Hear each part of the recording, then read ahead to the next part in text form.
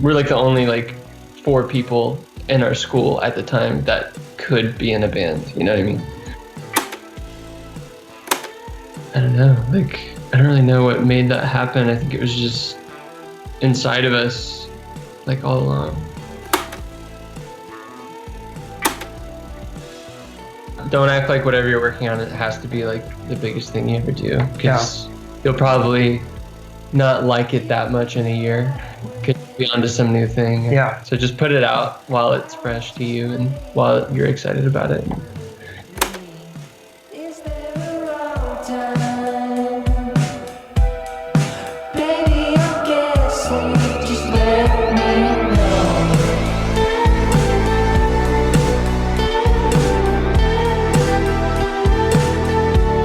Just let me know.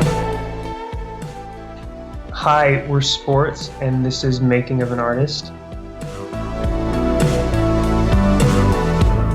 But it's been a long time since you've been lonely. So what will I do?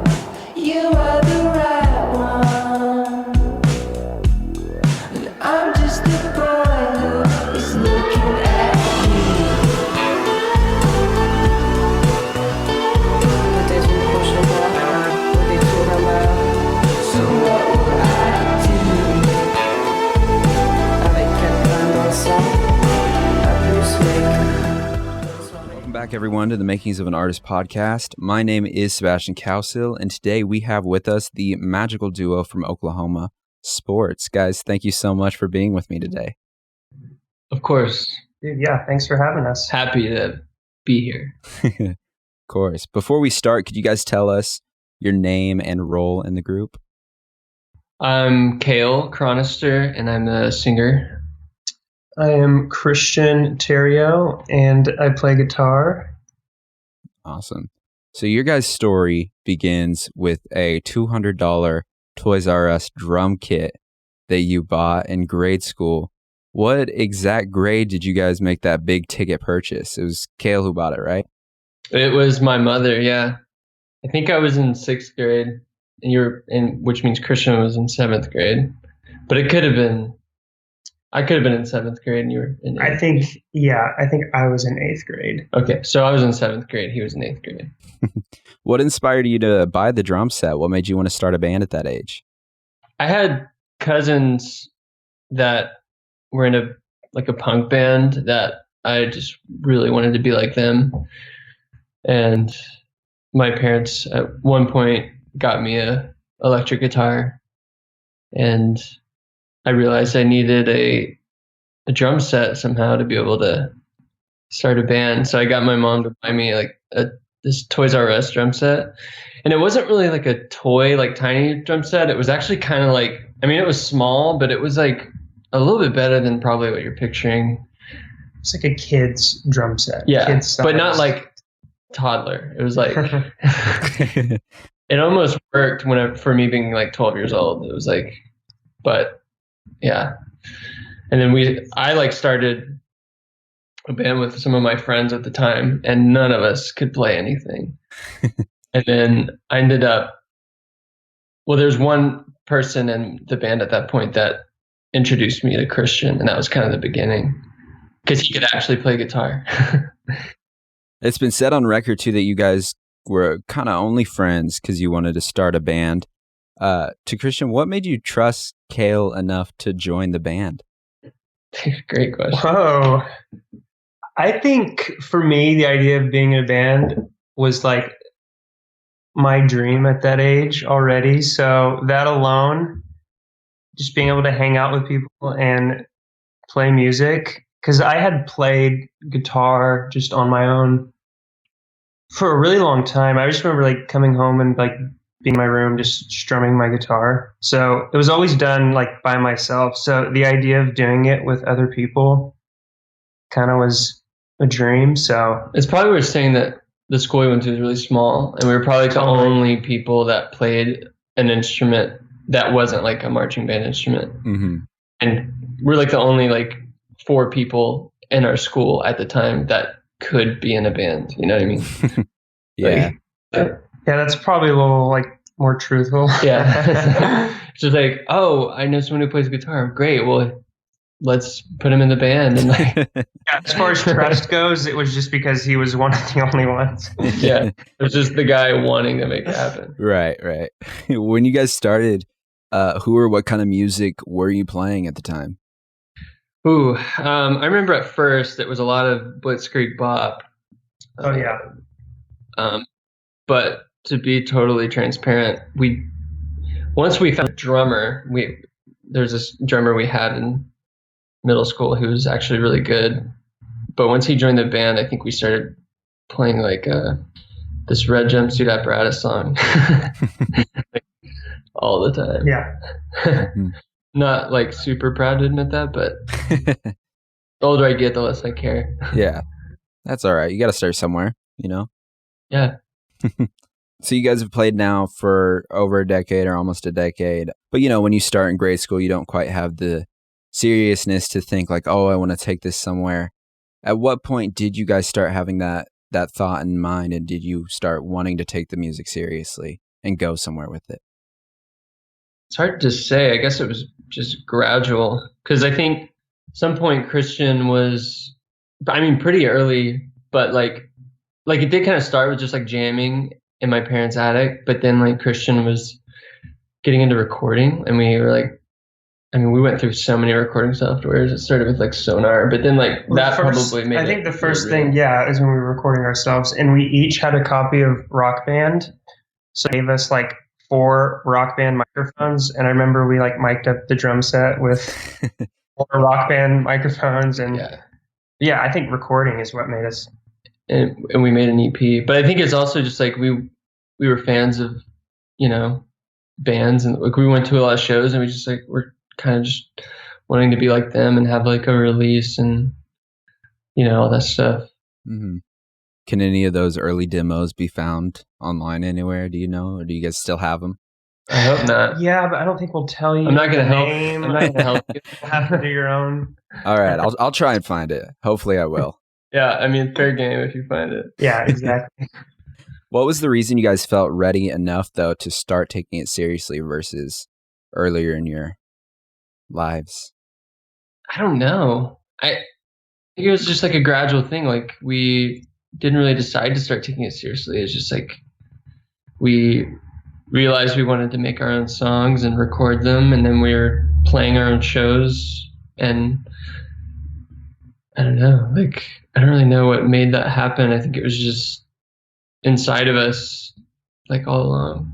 I mean, choosing not to go to college and like make it like this is what we want to do. I think. Yeah, I think like because high school is one thing, and then I guess here's a better answer. It's like we had like a high school band, but then we all graduated. Sometimes we kind of stopped playing together, but then I moved a couple hours away to go to college actually, and I started interning at this studio called Blackwatch, which is where we still are recording our records. Mm-hmm.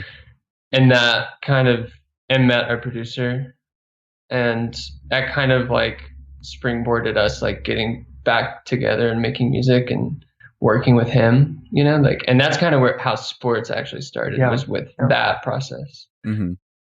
That, I guess that's probably when we started taking it seriously, is because I was at the studio and they're recording all these bands, and I was also watching how they did things and wanting to do it too, you know, mm-hmm.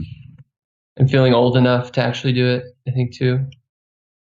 At what point did the name come into play, and where did that come from? Well, we had a band name before that we just came up with in high school. And when we were working with these new songs with our producer, I think we were just trying to change that name because it was something we came up when we were just, you know, high school kids. So we wanted something a little more serious. Yeah, we kind of went through a couple names, and then I threw out the name Sports because we had already all played sports, but chose music instead. Mm-hmm. That was actually the first name any of us came up with. Yeah. But initially we were like, no, like, I mean, it's cool, but that's not no a good way. idea. Yeah. And then we just couldn't think of anything else. So we ended up sticking with it. Right. Process of elimination. Yeah, it's worked out fine. Obviously, yeah, for sure. Now you guys are Oklahoma based. Are both of you born and raised from there? Yes. Mm-hmm. What's the music scene like there? Is there anybody you guys can name drop that you take inspiration from the area? Broncho, Rancho. easily one of, if not my favorite band right now that's out there doing it. They record at the same studio, good friends of ours, and I'm also a giant fan. I didn't know they were from there. That's cool. Yeah. Yeah. Same producer, same little crew. That's cool. Do you guys find any difficulties being a musician from Midwest, whether it be, lack of traction or lack of support from the city or anything like that, you feel? Well, I actually live in LA now. I've lived there for a couple of years. And the difference is like way more people that are doing it Mm-hmm. there. But I didn't really ever feel inhibited by being in Oklahoma. Like I felt like it was actually kind of a advantage because it allowed us to think we could do it. I think. I don't know. Like I feel like if I did grow up in LA or New York, I might compare myself to other people too much, and or maybe just not like the whole music industry. If I grew up in those areas, like I think it's stupid, but yeah, I think it actually like helped us be who we are. And it's the cool thing about it is it's centrally located, so it's kind of like touring is easier. Mm-hmm. So then, do you guys work from the two different states? Yeah. Yeah. And then we kind of have always brought them to the studio. That's actually where we just came from. So working on stuff. But yeah, we get together and work with our producer, Chad Copeland, and kind of finalize everything. Yeah, it's kind of the hub for all the Mhm. ideas that everything gets kind of done there and decided on. Yeah. Do you think that kind of helps being away from two different states, having your own kind of breaks, so to speak, and then coming back and working on that music again with fresh ideas and whatnot? I don't think so. Yeah. In fact, we've had like too much time when you have too much time, I feel like you get kind of lost in like my perspective might get lost or something. And it just takes longer to get things done. But, there's probably some positive things about it. But yeah, we've made it's it not all work, bad. but I think ideally it would be nice if we were together, like we lived in the same state and we were able to work and collaborate together, that's the plan. It's not ideal, but it's doable. Yeah, make 'em buy. Yeah, exactly. One thing I do want to touch on too with you guys is your guys' strong and unique writing styles and kind of the themes you guys go into your music, whether that be, social anxiety or kind of this masculinity struggle or often something deep and vulnerable along those same lines. What kind of compels you to write vulnerable material like that? I don't really think about it too much. A lot of times the lyrics just kind of spill out, because it's the last part of the process. Most of the time, it's kind of like, oh, that sounded like I said this, so I'm going to keep saying it. Or that'll kind of like start the idea, and then I'll try to like write around it, write an idea. But as far as like, not to say they don't have meaning, but that's just kind of like, I don't hear the song and be like, I'm going to make this about this. It's more like, oh, it sounds like I'm kind of saying this. So, it's almost like stream of consciousness. And then the rest, like whatever doesn't come out naturally, I have to like kind of sit down and, bring meaning to. But yeah, I think it's just a subconscious spillover is the best way I could put it. Mm-hmm. Do each of you take part in the writing process? I do all the lyrics, except for a few of the songs that Jacob did on the last record. Mm-hmm. What's the kind of collaboration in general like for you guys when it comes to the overall music creation? Usually it starts with Kale with a demo, and the demo is a pretty strong idea of what the song is eventually going to sound like, and then we just kind of start adding to it, enhancing it, and sometimes taking it in a new direction but usually starts with one person, and that being Kale bringing like a solid idea, and then us kind of like getting excited about that and then Making it real. making it real. Yeah. Mhm. And the general ethos of your guys' group, how have things like writing and production and all that kind of stuff evolved over the years? I mean, it's just gotten easier and easier because of technology, being able to have your own setup and record stuff. Mhm. So I think that's just made it way easier to write. Yeah, I mean, I think we're just every record we make, we just learn stuff like intangible. Like we're just getting better at recording and writing too. You know, just like you learn from what you did and what worked and what didn't, and what you didn't like and what you want to do differently. Mhm. Just kind of it just feels natural, like to move on to the next thing. You know, Mhm. but we don't really set boundaries or anything like that to try to make sure we change. We just kind of let it flow. Yeah. Right. Natural progression. Yeah. What's a song or songs that you guys kind of hold close to you still, though, from, that first album or first early EPs and stuff? I mean, You Were the Right One. That was the first track we put out as Sports, and it's followed us throughout our entire Yeah. Like I would career thus say, far. Yeah. I'd just say like that whole first album was like really, it was us like discovering what we were doing, like while we were doing it. So like You Were the Right One, and for me, the one that kind of feels sentimental is the title track from People Can't Stop Chillin', which is the like instrumental, because it was like I was kind of like trying to recreate all the like a party at my own house, you know. Mm-hmm.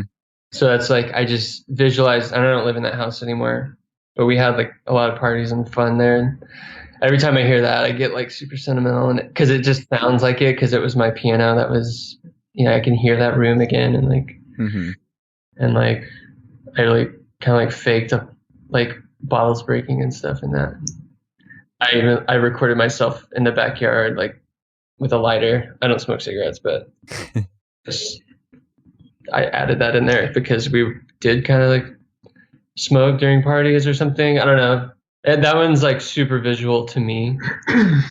And I don't have that piano anymore, and I don't have that house anymore. So I don't know. That one's really special to me. Yeah, that's cool that it brings you back like that.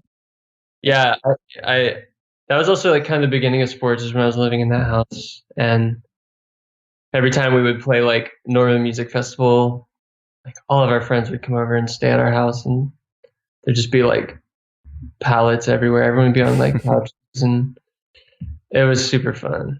And that song, like I didn't necessarily mean for it to be that, but it just naturally was like capturing that time. So Mhm. That's That's- awesome. that's usually my go-to sentimental song. Mhm. Only a couple of questions left that I'd like to end on with everybody. But first is, what advice would you give to artists trying to make it today? Try not to compare yourself to anybody. I think that's the biggest thing. And just put stuff out. Don't overthink it. Yeah, I think those can kind of go Just hand in put it hand. out. Don't act like whatever you're working on, it has to be like the biggest thing you ever do, because you'll probably not like it that much in a year. Could be onto some new thing. Yeah. So just put it out while it's fresh to you and while you're excited about it. If it doesn't do what you want, then you just keep putting stuff out, keep trying to get better and play shows. And I don't know. Honestly, that is some of the best advice, is put it out, because once it's out there, you kind of see it differently. Yeah, we know people that they don't put it out. Like I don't want to name any names, but we have friends that just have been working on music for so long, and they thought about it too much because they never gave themselves a deadline, and then it just never happened. It And never they're comparing to other people that are putting stuff out. Put it out. It's no Put it big. out. It's no big deal if it doesn't do super well. I mean, most likely it won't. Like you can't really control it. I mean, if you have that expectation of most likely it won't, then you're already ahead. Yeah. Just put it out and enjoy it. There's really no like secrets. That's funny. That's like I think you guys are like the second or third person in a row to say that. That's very good sentiment. Yeah. Well, it's because it's true, man. It's true.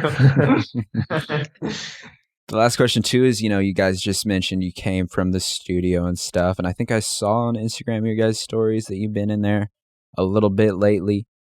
So looking forward, what's next for sports? Do you guys have anything you can tease or promote? Oh yeah, Yeah. we're working on a new record. We're still figuring out exactly what it is, but it's it won't be long. We've been working on it for a while, so it's like we're kind of just like getting some songs mixed right now, like to be ready for the streaming airwaves, and it won't be too much longer. Yeah, we got some shows lined up. So we'll be out there on the road pretty soon too, which is exciting. Yeah. Awesome. All right. Well, whatever you guys got up your sleeve, we're all excited to hear it, whether this year, next, whenever. I'm sure it'll be great. But I do want to thank you guys for taking some time to come onto the show. I really do appreciate it. For those who want to find you, what's your guys' social media and ats and stuff? At Sports Band, across the board. Yep. Awesome. All right. Well, everyone go check them out there. Go look them up on Spotify, Apple Music, whatever you have, and support. Again, thank you guys for spending some time with me today. I hope you have a good one. Yeah, no problem. Thank you so much. Thank you, Sebastian. Bye. Peace. See ya. I was just guessing, but Another thank you to Sports for coming onto the show, and thank you guys for tuning in. Don't forget to subscribe, follow us on social media, and throw us some downloads and ratings on iTunes. Become a member of our Patreon as well to get these episodes a week early, as well as other perks like monthly bonus episodes, merch, and more at patreon.com/MOAA. As always though, we'll see you in the next episode.